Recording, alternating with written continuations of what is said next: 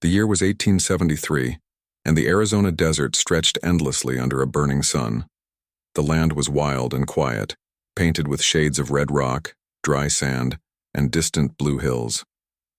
It was a place where the wind spoke in whispers, and even the cactus seemed to hold secrets. Life here was not easy for anyone, neither for the settlers who came chasing new beginnings nor for the Apache people whose ancestors had lived on this land for centuries. In the middle of this harsh land stood a small trading post called Saddle Creek Station. It was little more than a wooden shack with a sagging roof, a dusty corral, and a single wooden sign that creaked in the wind. Men came here for supplies, rest, or whiskey, sometimes bringing cattle, sometimes trouble. On one hot afternoon, a small group of riders appeared in the distance. Dust rose behind their horses as they made their way toward the station. They were rough-looking men, drifters, cowhands, and gold hunters who had been riding for days. But what drew attention that day was not the men. It was the young woman, slumped across one of the saddles, her wrists bound loosely with rope. Her name was Nalan, a woman of the Apache people. Her dark hair was tangled, her dress torn from the desert brush. Her face was calm but tired, and her eyes, though weary, still carried a quiet strength. She had been found wandering near an old trail, weak and alone. The men who brought her in claimed they had rescued her, but the way they spoke told a different story. At the trading post, the owner, Mr. Harper, watched from his porch. He was an older man with a gray beard and a slow, thoughtful manner. He didn't ask too many questions. Life in the desert had taught him that asking questions could bring more trouble than answers. But even he felt uneasy watching the riders drag the young woman down and lead her toward the shade. The men laughed, among themselves, trading jokes as they asked for drinks. They talked loudly, not caring who heard. One of them, a tall man with a dusty hat, spoke about how they didn't know what to do with the girl. Another said they might find someone who would take her off their hands. The words made Harper frown, but he said nothing. He wiped the counter and looked away. A few minutes later, another man walked into the post. He was quiet, carrying only a small bag of supplies. His name was James Rowland, though most called him Buck. He wasn't like the others. His clothes were simple but neat, his hat pulled low over a calm face. He had the look of a man who had seen much but spoke little. People respected him, not because he was the fastest with a gun or the loudest in the room, but because he always kept his word. Buck had been working at a nearby ranch, rounding up stray cattle and fixing fences. He came into town once a month for supplies and sometimes a letter that never came. He didn't drink much, didn't gamble, and rarely joined the others' rowdy talk. That day, as he tied his horse outside, he noticed the young Apache woman, sitting in the shade, her head down, her hands folded in her lap. Something about her caught his eye. Maybe it was the calm way she sat, even though the world around her seemed cruel and careless. Or maybe it was the way she looked at the desert, as if she understood it better than anyone else. Inside the post, the men were still talking. Harper pretended not to hear, but Buck listened quietly as he filled his bag with flour, beans, and coffee. One of the men chuckled, jingling 2 silver coins in his hand. "Guess she ain't worth much," he said with a grin. "Reckon $2 ought to do it." The others laughed, and Harper's hand froze midair. Buck's eyes lifted slightly. $2 for a person, for a human life. He didn't speak, but inside, something shifted. When Buck stepped outside, the sunlight hit his face, and the air felt hotter than before. He saw the young woman sitting still, her eyes half closed. The men had wandered toward the corral, leaving her alone near the porch. Her skin looked pale under the dust, and her breathing was shallow. He took a slow step forward and spoke softly. "Ma'am, you need water?" Her eyes opened at the sound of his voice. For a moment, she said nothing, only stared at him, watchful, unsure. Buck held out his canteen. She hesitated, then took it with trembling hands. She drank carefully, as if afraid it might be taken away. "That's better," he said quietly. She nodded once, barely. Her eyes, dark and deep, held both fear and dignity. There was something ancient in them, like the desert itself. Buck glanced toward the men. They were busy laughing near the corral, not paying attention. He crouched beside her. "You got a place to go?" he asked gently. She shook her head. The small motion carried more meaning than any words could. Buck looked around. He knew the situation wasn't right. He knew what kind of men those were, the kind who saw power as ownership and kindness as weakness. He couldn't just ride away. But helping her would mean trouble, maybe worse. Still, he couldn't shake the feeling that he had seen something like this before. His mother had been part Cherokee, a woman who had faced her own share of prejudice and pain. She had taught him when he was a boy that every person, no matter who they were or where they came from, had a right to live with respect. Her words echoed in his heart now, carried by the desert wind. He stood up, straightened his hat, and turned toward the post again. Inside, Harper looked at him with a knowing glance. "You heard all that?" the old man asked quietly. Buck nodded. "I did." Harper sighed. "Ain't right, is it?" "No," Buck said simply. "Then what are you gonna do?" Buck looked out the window where Nayland sat under the fading sunlight. "Don't know yet," he said, "but I can't just ride off." That night, the desert cooled under a wide sky filled with stars. The riders stayed behind the post, their campfire glowing faintly in the distance. Nalin sat alone, gazing at the flames, thinking of her people, her home, and the sound of the river near her village. She didn't understand every word the men had said, but she knew enough to feel the weight of her situation. Yet deep inside, she still believed the world had goodness hidden somewhere. Buck lay awake in his small tent outside town. Sleep would not come. He thought about the girl, about the coins, and about how sometimes people forgot what kindness was. He thought about the promise he once made to his mother, to help others when it cost him nothing but courage. The night wind carried the distant sound of coyotes and the crackle of the campfire. He rolled onto his side, staring at the stars. $2, he muttered under his breath. That's all they think a person's worth. He knew he couldn't change the whole world, but maybe he could change one small part of it. Maybe that was enough. Before dawn, he saddled his horse. The horizon was just beginning to lighten, turning the desert sky from black to pale blue. The cool air smelled of sage and dust. He rode quietly back toward Saddle Creek Station. The campfire was dying, and the men were asleep. Nalin sat near the corral, awake, watching the first light touch the hills. When she saw him approach, she didn't move, but her eyes followed him. He stopped a few feet away, lowered his hat, and said softly, "You're not safe here." She didn't answer, but he could see she understood. "I can take you someplace better," he said, "if you trust me." For a long moment, neither spoke. The sun began to rise behind them, casting golden light across the sand. Finally, she nodded once. It was small, but it was enough. And that was how it began.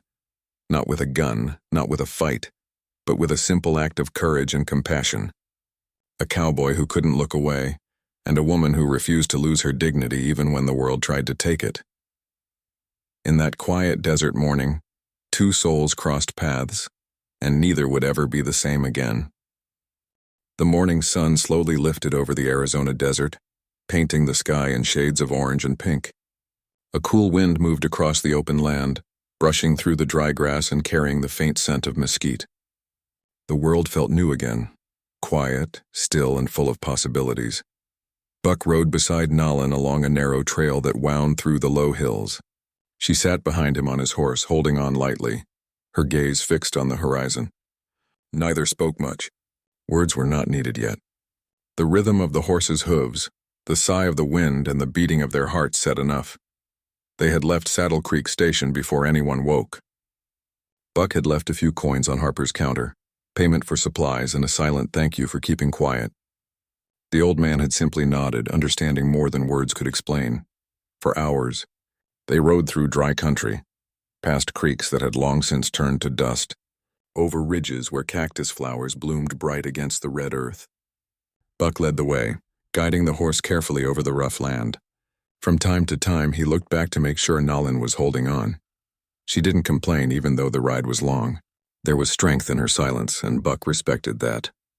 Every so often, he caught her looking around, studying the rocks, the plants, the sky. She seemed to know the land, to sense directions even when there were no signs. He realized she wasn't lost, not really. She just needed a chance to begin again. When the sun reached high noon, Buck slowed the horse near a patch of tall mesquite trees. "We'll rest here a while," he said softly. They stopped beside a dry stream bed where the earth still held a bit of shade. Buck helped her down carefully. She winced a little as her feet touched the ground. Her ankles were swollen from walking days before, and she was still weak. "You sit," Buck said kindly, motioning toward a flat rock. "I'll get some water." He walked to a small hollow in the rocks where he knew rain sometimes collected. Sure enough, there was a little pool, enough to fill his canteen. When he returned, Nalin was sitting quietly, her eyes half closed, listening to the wind rustle the leaves above them. "Here," he said, handing her the canteen. "It's clean." She took it, her fingers brushing his hand lightly. "Thank you," she whispered. Her voice was soft, like the breeze moving through dry grass. Buck nodded, not wanting to make her uncomfortable. He sat a few feet away, pulling out a piece of dried bread and a small cloth of jerky. "Ain't much, but it'll keep us going," he said. She accepted the food and ate slowly. The silence between them was gentle, not awkward. The kind that happens when two souls simply share space without needing to fill it with noise. After a while, Buck said quietly, "What's your name?" She looked at him, her dark eyes thoughtful. "Nalin," she said at last. "That's a pretty name," he said sincerely. "Means something?" "In my people's tongue," she explained. "It means waterflower." "Waterflower," Buck repeated softly. "Fitting.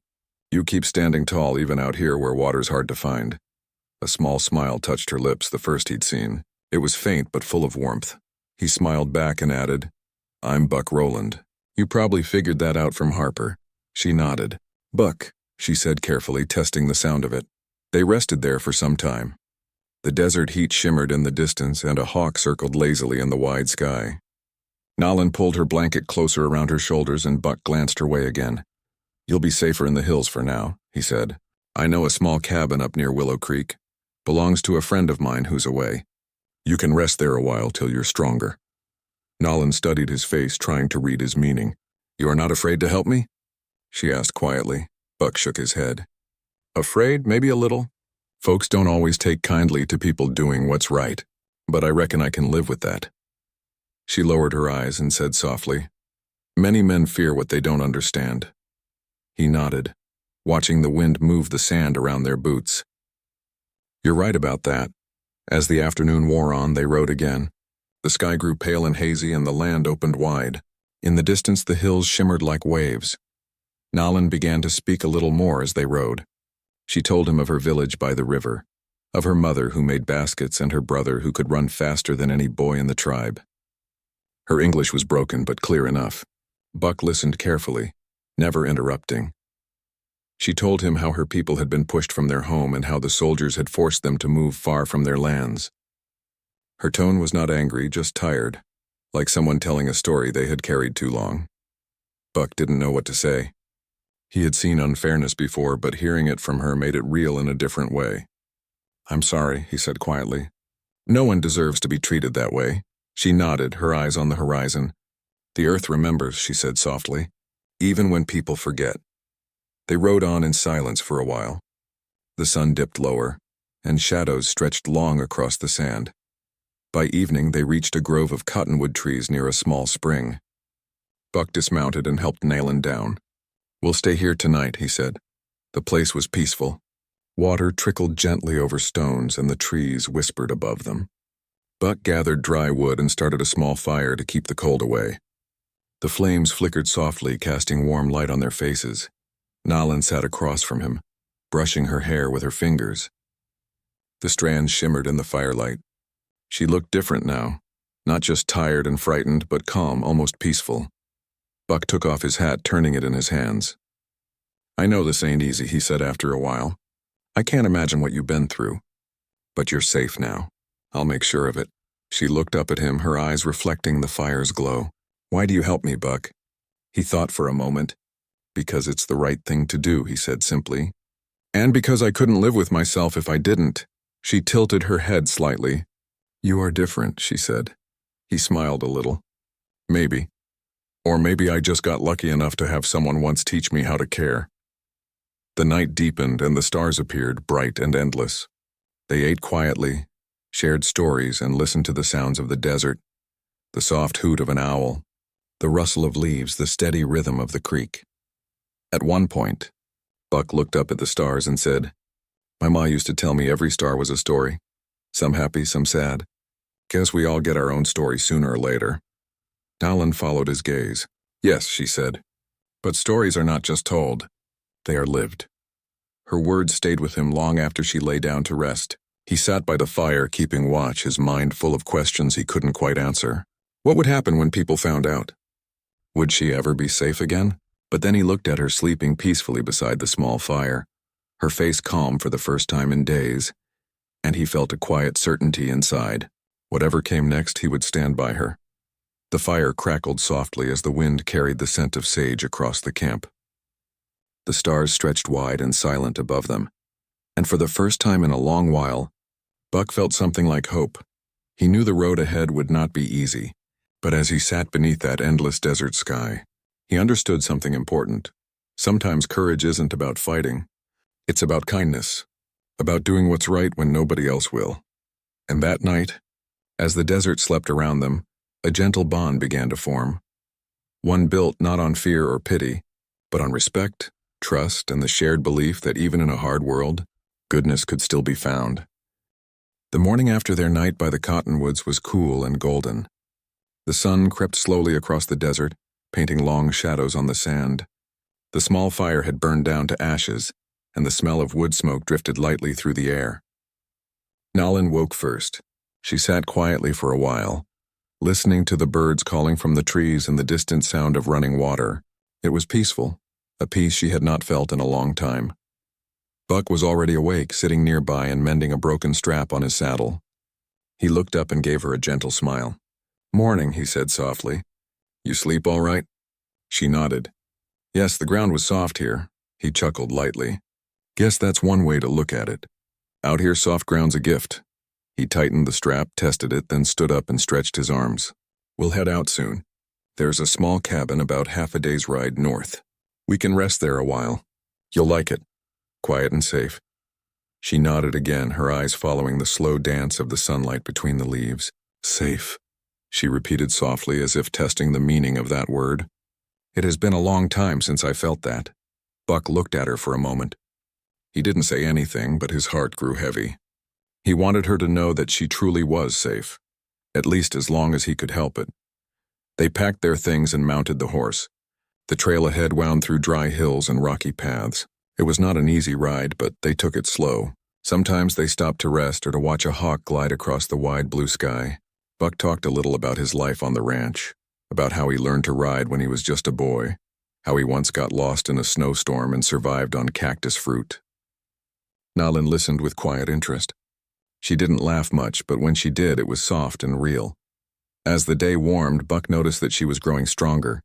The tiredness in her face began to fade, replaced by a quiet determination.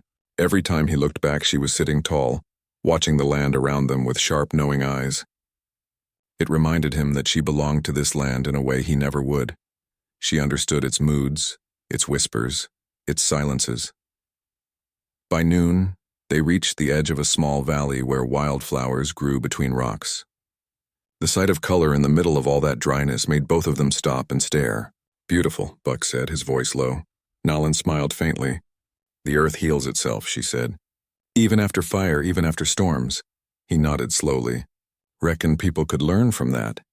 They continued riding until they saw the cabin, a small wooden place tucked beneath a line of oak trees. Smoke no longer rose from its chimney, and the door creaked in the wind. Buck's friend, an older cowboy named Harlan, had built it years ago before leaving to work in New Mexico. "This'll do just fine," Buck said as he helped her down from the horse. The cabin was simple but solid. Inside were a table, 2 chairs, and a small bed covered in a faded quilt. Nowlin looked around quietly, touching the wooden wall as though it were something sacred. "It feels calm here," she said. Buck smiled. "Yeah, it does. You can rest now." He set down their supplies, started a small fire in the stove, and warmed some beans and bread. The smell filled the little room, warm and comforting. Nalin sat near the window watching a hummingbird hover by the trees outside. It was the first time Buck had seen her look completely at ease. After they ate, Buck walked outside to fetch more water from the creek nearby. The afternoon sun shimmered on the surface, and he knelt to fill the bucket. But as he stood up, something in the distance caught his eye. Faint tracks in the sand. Fresh ones, horses. He studied them closely and frowned. They were not his, and they weren't old. Someone had ridden through this area not long ago. When he returned to the cabin, Nalin noticed the look on his face. "Something wrong?" she asked. "Nothing for you to worry about," he said lightly, though his mind was not at ease. "Just some riders passed through, looks like. Could be anyone." He didn't want to alarm her.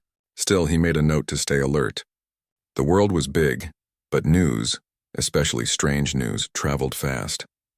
As evening fell, they sat outside near the small porch. The air was cool and the sky glowed red and gold. Nalin hummed softly, a tune from her childhood. It was haunting and beautiful, carrying a peace that reached deep into the heart. Buck closed his eyes and listened. "That's a fine song," he said quietly. "What's it mean?" "It's a prayer," she said. "For strength. For peace. My mother used to sing it when she worked. She said the song reminded the heart to stay brave." He nodded slowly. "I could use that reminder now and then." The stars began to appear one by one.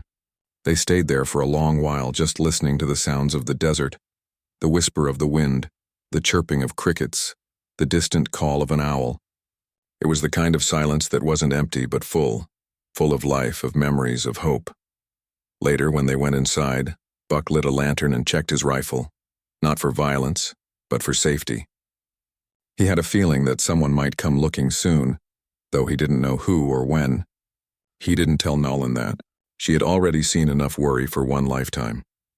That night, as she slept, Buck sat by the window watching the stars through the glass. He thought about everything that had happened, the trading post, the 2 coins, the choice he had made to step in. It hadn't been planned. It had just felt right. Yet now, as the days passed, he realized that what he had done was bigger than a single choice. It was a promise. To protect, to care, and to do what was right, no matter the cost. In the soft glow of the lantern, he looked over at Nalin. She was sleeping peacefully, her face calm, her breathing steady. Something stirred inside him. Not romance, but something deeper. Respect, admiration, a quiet bond that needed no words. The next morning, he woke early and stepped outside. The valley was covered in a thin layer of mist, and the world looked new again. He fetched water, chopped some wood, and fixed the loose shutter on the cabin. When Nalin woke, she found breakfast already waiting. Simple bread, dried fruit, and warm tea. She looked at him with gratitude shining in her eyes. "You take care of everything," she said softly. He smiled. "Habit, I guess.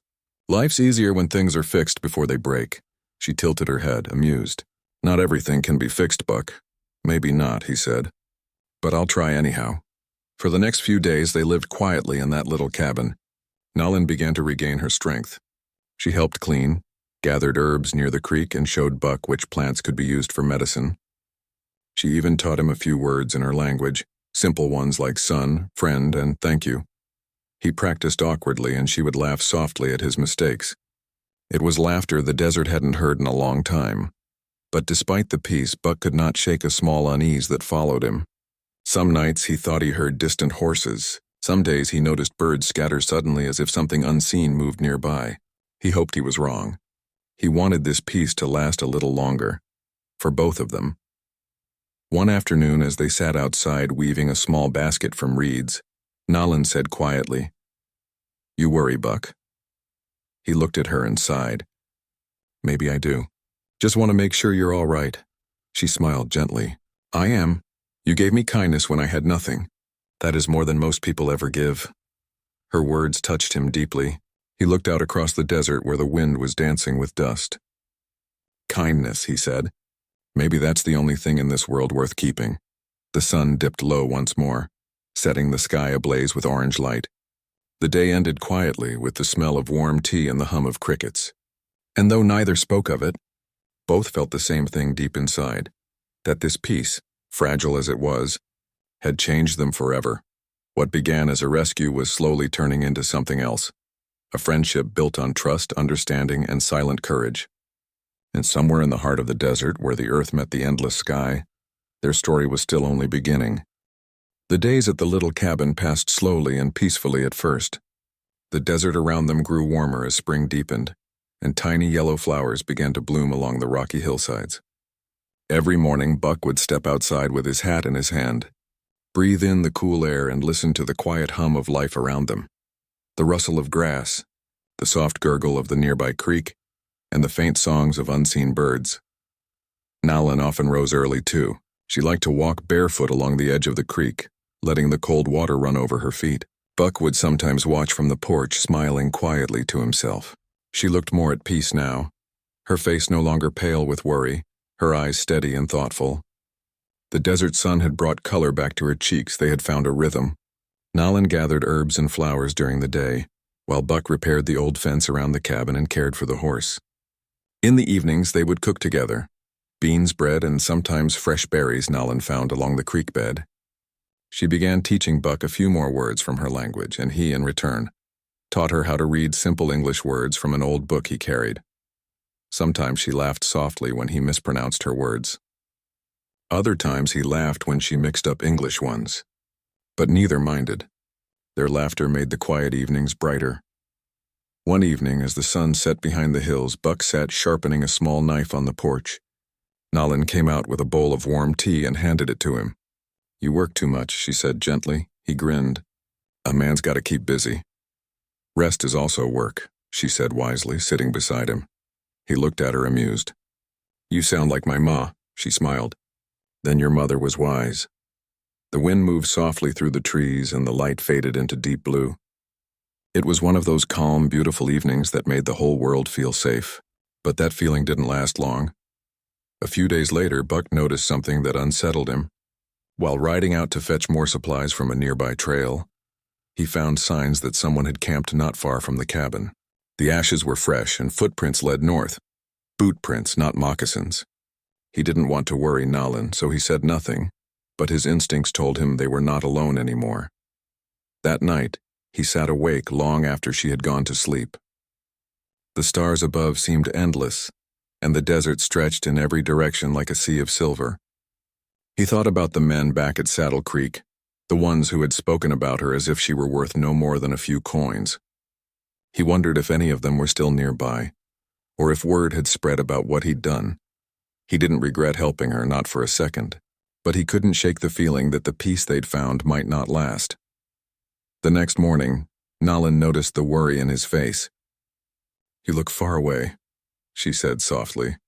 "Just thinking," he replied, tying a rope to the saddle. "You're worried about something." He hesitated. "Maybe. There are signs someone's been out here. Could be nothing, but I like to be careful." Nalin nodded slowly. "You have a kind heart, but you carry many worries. The desert will test that." He smiled a little. "It already has."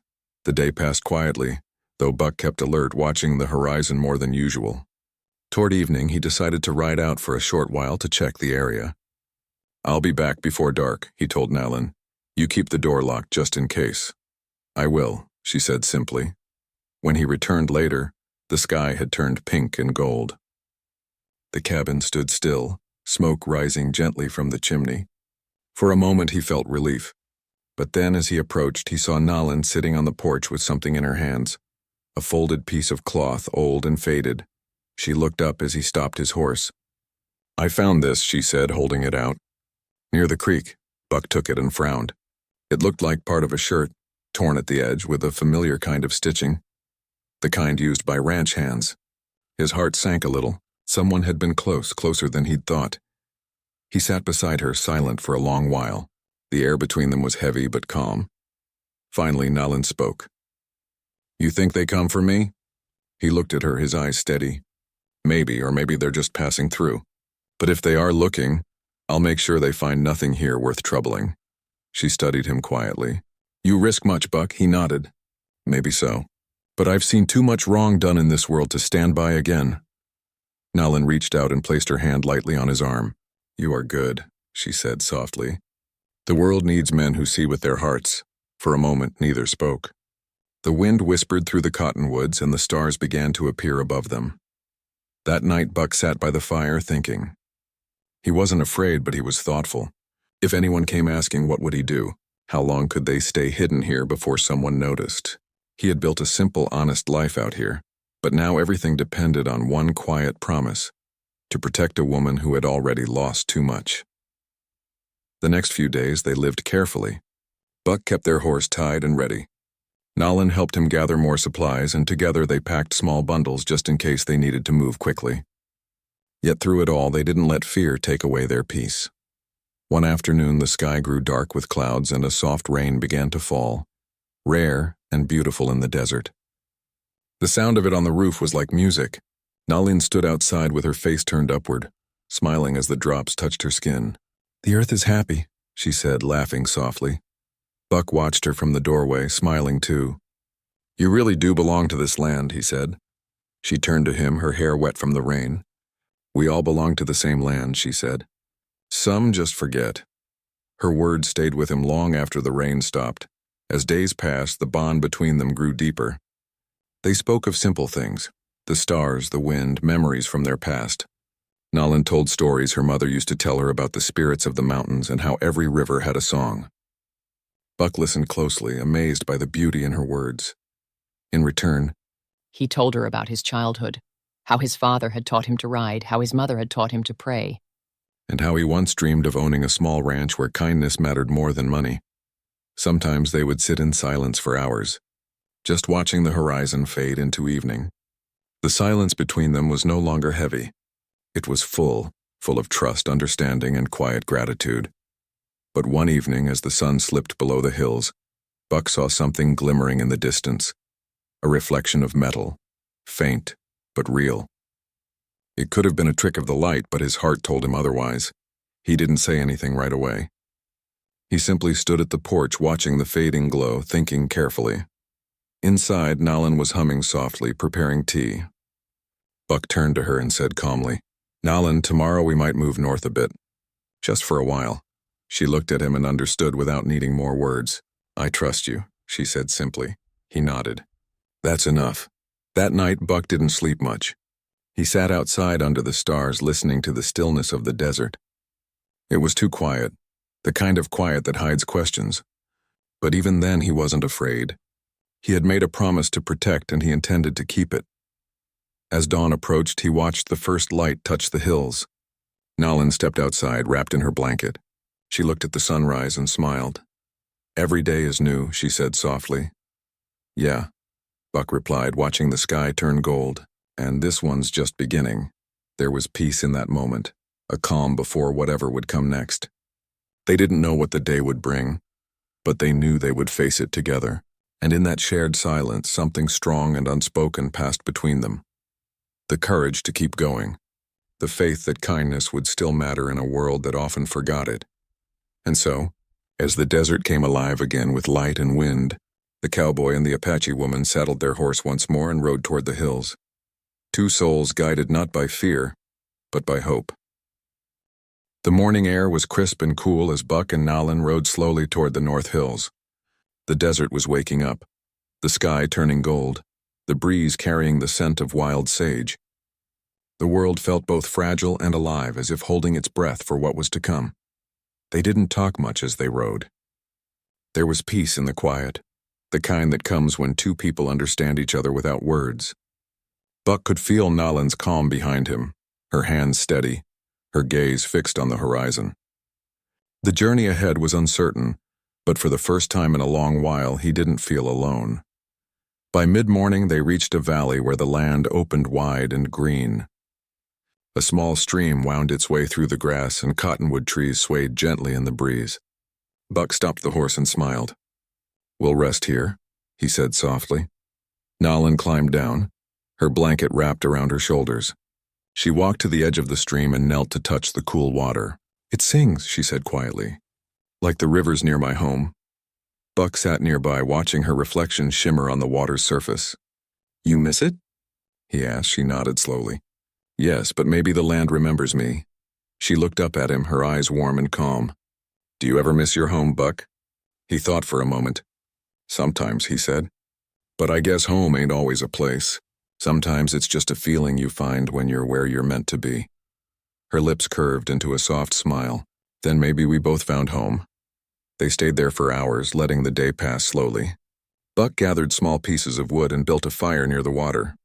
Nalin made a pot of tea from herbs she had carried, and the scent drifted sweetly through the air. The warmth of the fire mixed with the soft light of afternoon, wrapping them in a quiet comfort. As they sat there, Nalin spoke of her people, how they believed that every person carried a story written in their spirit, a story meant to be shared so others could learn. Even pain has meaning, she said softly. It teaches us to listen, to see the good that still lives. Buck nodded, listening carefully. You've got a way of seeing things, he said. Most folks I've met don't look at the world like that. Maybe they forgot how, she said gently. The world moves fast and people stop listening to their hearts. Her words touched something deep in him. He realized that since meeting her, he had begun to listen more, to the wind, the silence, the small miracles hidden in ordinary things. That evening, as the sky turned orange and purple, Buck and Nalin sat by the fire watching the sunset. The land stretched endlessly before them, glowing with light. It felt like the whole desert had paused to watch the day end. I've been thinking, Buck said softly. Once we settle somewhere safe, maybe we can fix up that cabin. Plant something there. Give it life again. Nalin's eyes brightened. Flowers? She asked. He smiled. Yeah, flowers, maybe even a garden. A place to start over. She nodded slowly. Yes, a place where kindness grows. The fire crackled softly between them and the stars began to appear. One by one they filled the sky until the darkness above looked like a blanket of diamonds. Buck leaned back, resting on his elbows, and said, You ever think the stars watch us? Nalin smiled faintly. They do. The old ones say each star is a memory of those who came before. When we are gone, our light joins them. He looked up at the stars for a long moment, letting her words sink in. Then I hope mine burns bright, he said quietly. It will, she said with certainty. Because you live with a good heart. The night grew cooler. They wrapped themselves in blankets and watched the fire die down to glowing embers. For the first time since the day he met her, Buck felt something inside him settle, a sense of peace he hadn't known he needed. In the days that followed, they stayed near the stream, building a small shelter from fallen branches and stones. Buck showed Nalin how to shape the roof with old boards from his pack, and she showed him how to weave reeds to line the walls. Together they created something simple yet strong, a place they could call their own. Each day began with sunlight breaking over the hills and ended with the soft glow of the fire. They planted seeds near the creek, shared stories, and sang songs in the evenings.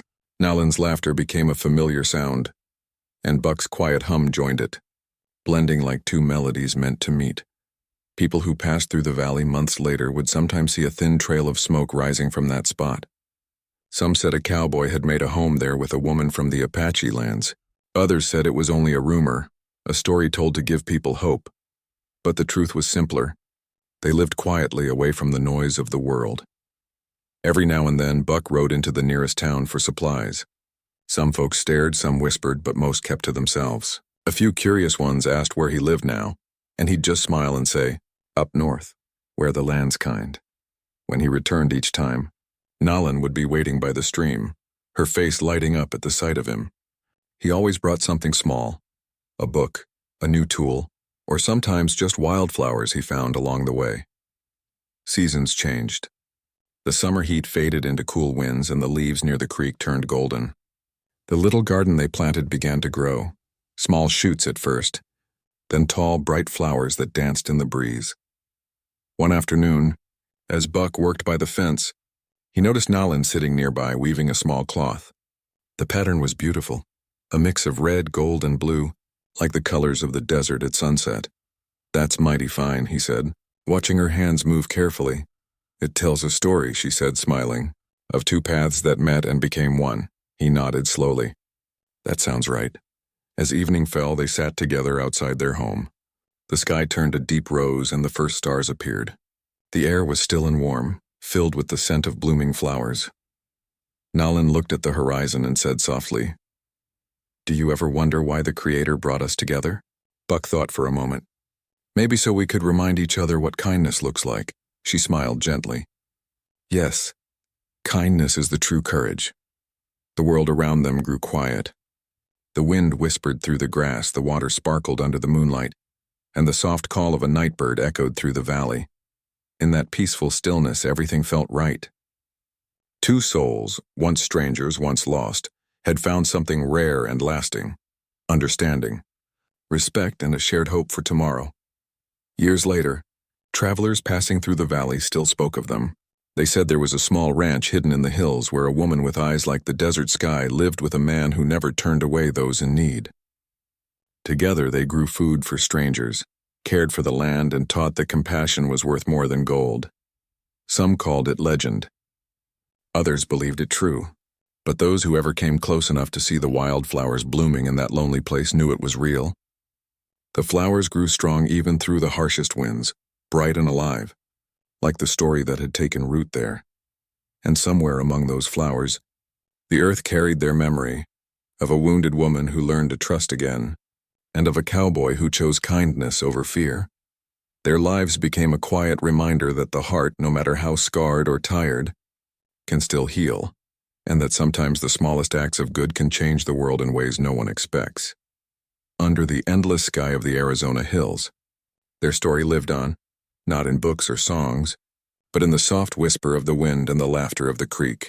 And though time moved forward, their spirits stayed, side by side, forever part of the land they both learned to call home.